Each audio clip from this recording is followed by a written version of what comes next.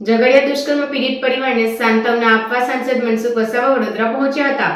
પૂર્વ એમએલએ મહેશ વસાવા સહિત ઝઘડિયાના કાર્યકરો સાથે વડોદરા પહોંચી પીડિતના પરિવાર જોડે વાતચીત કરી આરોપીને સખ્તમાં સખ્ત સજા મળે તે માટે સરકારમાં રજૂઆત કરશે તો અન્ય રાજ્ય કરતા ગુજરાતમાં પરપ્રાંતીય કામદારો સ્થિત અને સુવિધા સારી છે તેમ સાંસદ મનસુખ વસાવાએ જણાવ્યું હતું। ઝઘડિયા દુષ્કર્મ કેસમાં હાલ પીડિત 10 વર્ષીય બાળકી વડોદરા એસએસજીમાં સારવાર લઈ રહી છે, જેની સ્થિતિ હાલ સારી છે। ત્યારે ગતરોજ આપ નેતા ચેતર વસાવા બાદ ઝઘડિયાના ધારાસભ્ય રીતેશ વસાવા વડોદરા પહોંચ્યા હતા, તો આજરોજ કોંગ્રેસ નેતા શક્તિસિંહ ગોહિલે મુલાકાત લીધી હતી। આ વચ્ચે ભરૂચ જિલ્લા સાંસદ મનસુખ વસાવા, પૂર્વ એમએલએ મહેશ વસાવા તેમજ ભાજપના હોદ્દેદારોનું ડેલિગેશન પણ વડોદરા પહોંચ્યું હતું અને પીડિત પરિવારની મુલાકાત લઈ પીડિત બાળકીની તબિયતનો ચિતાર મેળવ્યો હતો।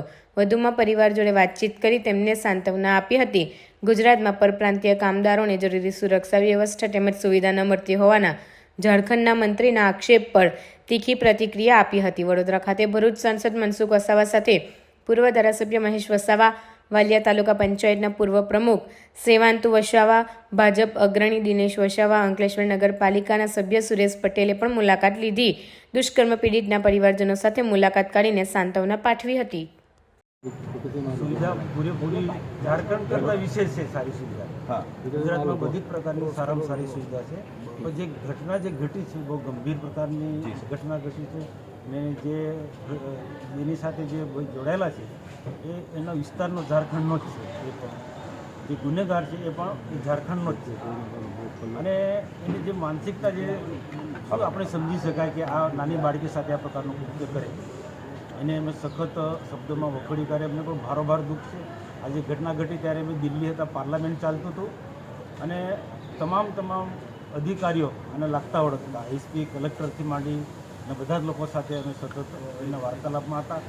જે પણ શરૂઆતના તબક્કામાં જે એને સારવાર કરી શકાય એના માટે પૂરેપૂરી કાળજી રાખી। જયાબેન હોસ્પિટલ જે સારામાં સારું પ્રાઇવેટ હોસ્પિટલ સંસ્થાઓનું એમાં ત્યાં લઈ ગયા, ત્યાંથી ભરૂચ સિવિલમાં પણ જે પ્રકારનું જે પહેલાં એક કૃત્ય કર્યું છે એનું વર્ણન પણ કરી ના શકાય। તો એને લઈને એટલે બાળકીને જે ભયંકર પ્રકારની ઈજા થઈ ત્યાં સયાજી હોસ્પિટલમાં શિફ્ટ કરી। સયાજી હોસ્પિટલમાં ગુજરાત ડૉક્ટરને ટીમ છે પૂરેપૂરી રીતના એની જે ઈજા થઈ છે એની રીતના એમને સારવાર કરી રહી છે। સેજ પણ કચાશ રાખ્યા વગર એના ડૉક્ટરો ખડે પગે એને કામ કરી રહ્યા છે, સેવા કરી રહ્યા છે।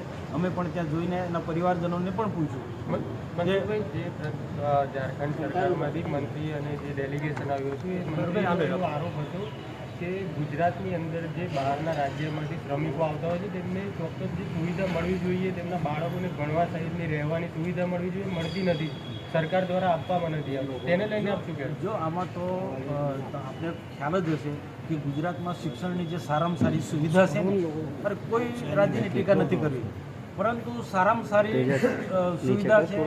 અધર સ્ટેટના લોકો અહીંયા રોજગાર ધંધા માટે આવે છે। આપણા ગુજરાતની અંદર મોટા જે ઉદ્યોગો આવ્યા છે એમાં હજારો ને પણ લાખોની સંખ્યામાં અધર સ્ટેટના લોકોને રોજગારી મળે છે અને તેમાં અંકલેશ્વર એક મિની જીઆઈડીસી છે, એશિયા ખંડના એક મોટી જીઆઈડીસી છે। એમાં પણ આખા અમે ભરૂચને એક મિની ઇન્ડિયા કહીએ છીએ। તો આ બધા જ લોકોને સારામાં સારી સુવિધા મળે, એના બાળકોને સારી સુવિધા મળે, એનો ખોરાક પણ એમને સારો મળે એ રીતના સરકાર ચિંતા કરે છે। અને એએસઆઈ હોસ્પિટલ આવ્યું છે જે ભારત સરકારનું છે, ત્યાં પણ આવા અધર સ્ટેટના જે લોકો છે ખાસ કરીને ઇન્ડસ્ટ્રી સાથે જોડાયેલા છે એ લોકોને આરોગ્યની સારી સુવિધા મળે એની પણ સરકાર ચિંતા કરી છે। અને જ્યાં આવી વસ્તી જે છે અધર સ્ટેટના જે લોકો રહે છે ત્યાં પણ એમને કેટલાક એમની વિસ્તારની ઉત્તર પ્રદેશથી કે અધર સ્ટેટ બિહારના લોકોનો પણ સંગઠનો છે, એમના થકી પણ સારામાં સારી એ સ્કૂલો ચાલે છે। પણ સ્વાભાવિક છે કે આ બિલકુલ આ ગરીબ પરિવારના લોકો જેને ઝારખંડના જે દહેજ વિસ્તારની અંદર છે એ પણ આ જ પ્રકારની પરિસ્થિતિમાં છે। એટલે બીજું શું છે, કેટલીક વખત એ એમના વતનમાંથી જતા હોય તો વતનમાં કેટલાક બાળકોને મૂકી અને ક્યારેક કેટલાક આવે છે। એટલે શૈક્ષણિક જે તમે કહો છો એ પ્રકારનો સ્વીકારવું પડે છે। પણ વાત કરીએ ખાસ કરીને જે રીતના બનાવો વધી રહ્યા છે, આ રીતના દુષ્કર્મના બનાવો વધી રહ્યા છે, એના માટે શું કહેશો તમે? સરકાર કેટલી ચિંતિત છે આ બાબતે? સરકાર ખૂબ ચિંતિત છે એના માટે, અને આવા પ્રકારના બનાવો ન બને એના માટે પણ સતત જ્યારે જ્યારે આવી ઘટના ઘટતી હોય, અને હું આ વિશ્વાસ સાથે કહું છું કે અમારું પોલીસ તંત્ર હશે કે બીજા આ સાથે જોડાયેલા સમયે જિલ્લા સંકલન મિટિંગમાં પણ અમે ચર્ચા કરતા હોય છે. સમયે જિલ્લાની જે સંકલનની મિટિંગ જે થતી હોય છે, તો આવા ગુનાહિત કૃત્ય કરનારા લોકો સાથે, આવા માનસિકતા લોકો સાથે કઈ રીતના કાયદેસરની વાત, શું તંત્ર કામ કરી રહ્યું છે, તે અમે દર મહિને સંકલનની મિટિંગમાં પણ અમે એ પ્રશ્ન ઉઠાવતા હોય. એટલે આવી ઘટના ન ઘટે, કારણ કે જે અલગ અલગ સ્ટેટના જે લોકો છે ને જે પ્રકારના અમુક કેટલીક જે પ્રવૃત્તિ સાથે જોડાયેલા હોય છે, જે મારે કેવું ના છે, હિન્દુસ્તાન ખૂબ પ્રગતિ કરી રહ્યું છે, આખા દેશમાં સારી પરિસ્થિતિ છે, પણ એ અહીંયા ગુજરાતમાં ચૈતરભાઈ એવું કહે છે કે સરકાર લોકોનું રક્ષણ કરવામાં નિષ્ફળ ગઈ છે. ચૈતરભાઈ હમણાં જ આવીને ગયા પોતાના એમાંથી, એને સરકાર પ્રત્યે નારાજગી વ્યક્ત કરી છે ચૈતરભાઈએ. આપને શું કહેવું છે? ચૈતર વિરોધ પક્ષમાં છે, વિરોધ પક્ષનો તો આ રીતના બોલવાના જ છે, સરકાર પર આરોપ કરશે, ટીકા ટિપ્પણી કરશે, પણ વિરોધ પક્ષના કે ચૈતરનો તો એક સ્વભાવ છે, આવી જગ્યાએ આવી ટીકા ટિપ્પણી નહીં કરી. તમે એક સ્ટેપ તમે જો, પોલીસ છે એટ એ ટાઈમ પર એને ઘટના સ્થળે પહોંચી ગુનેગારને પકડી લીધો છે, અને એને ટીમ એસઆઈટીની ટીમ એને સરકારે મૂકી છે. 2 થી 3 ડીવાયએસપીને એના નીચે પીઆઈ પીએસઆઈ આખો જે અલગ અલગ એંગલથી અને આનો તપાસ કરી રહી છે.